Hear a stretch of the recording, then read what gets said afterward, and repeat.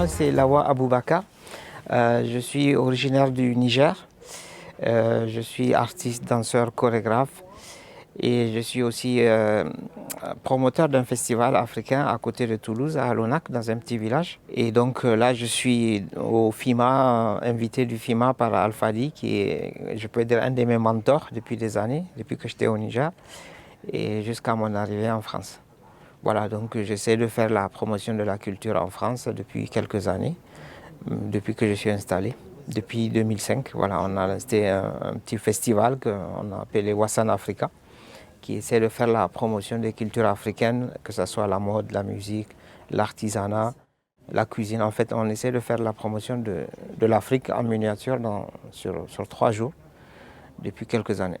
Alors, moi, mes débuts, j'étais au Niger, j'étais jeune danseur, donc j'ai intégré un groupe de danse au Niger. À l'époque, c'était le groupe de danse Gabero.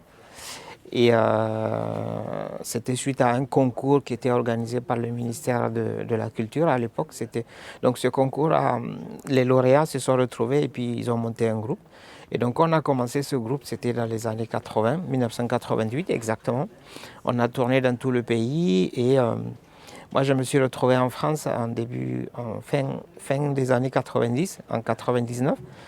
Et de suite, j'ai intégré un groupe de musique en France où on a beaucoup tourné, on a fait plein de festivals, Africa, genre l'Africa Folies, les Nuits atypiques de Langon. On a vraiment. Et donc, avec du recul, j'ai observé ce qui se fait ailleurs et avec mon expérience, tous mes acquis sur le domaine de la culture en Afrique et en France. Donc, avec des amis, on a décidé donc de lancer un festival pour faire donc la promotion de la culture africaine. Alors le déclic de mon parcours, c'est surtout, j'ai mon cousin qui était mon mentor et c'est aussi le fait de voir les grands frères, tout ce que les grands frères font à travers que ce soit la mode ou la danse. Et le déclic, ça a été surtout de voir les grands frères faire.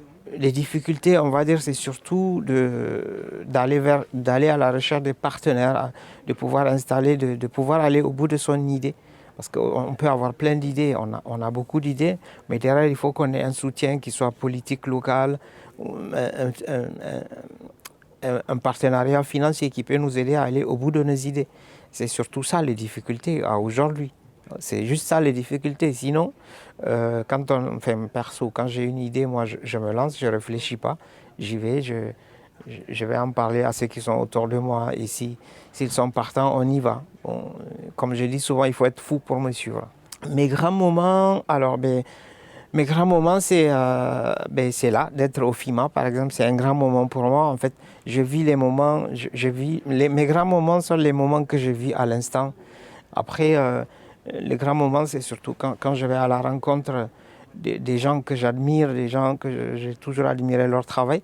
Et quand je vais vers eux, c'est vraiment c'est les grands moments. Et les grands moments, c'est aussi quand j'organise un événement qui est gratuit, qui parle de rien et que je me retrouve avec plus de 15 000 personnes dans un village qui accueille 1200 habitants. Ça, c'est des moments très forts. Et aussi, un des moments forts, c'est de se voir aussi médaillé par son pays, que mon pays reconnaît le travail que je fais à l'extérieur depuis des années. Voilà, ça c'est des grands moments qu'on ne peut que se réjouir de ce qu'on fait et de ce qu'on a accompli depuis des années. Alors le message que je peux lancer, c'est ce que je disais tout à l'heure à une conférence ici même au FIMA. C'est que moi, le message que j'ai, c'est vraiment pour les politiques.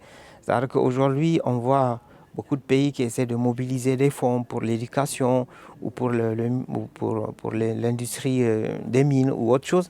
Mais on oublie souvent de développer le côté culturel. On oublie de développer la culture.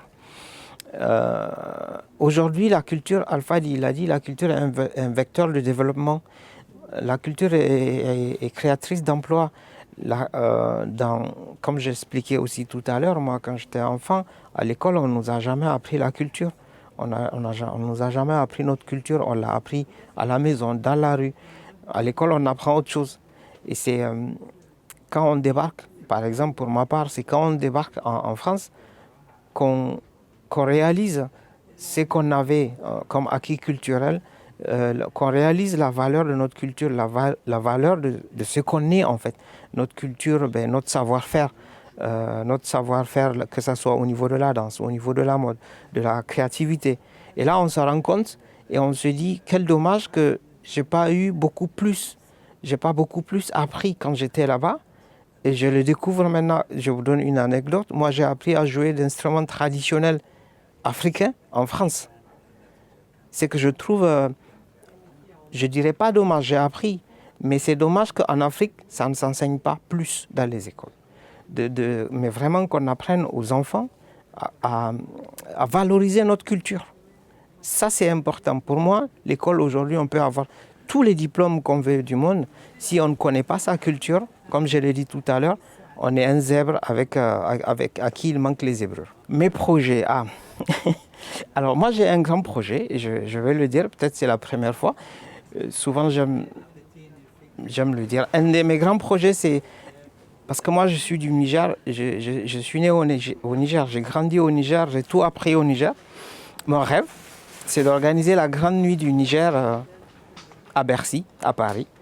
Faire venir tous les musiciens du Niger, faire venir tous les créateurs du Niger, ben avec tous les gens que je connais, faire cette grande nuit du Niger à Paris, à Bercy, et recevoir des invités de marque et pour juste magnifier toutes les créations de mon pays, les montrer ailleurs. Ça se fait, d'autres pays le font, pourquoi pas nous.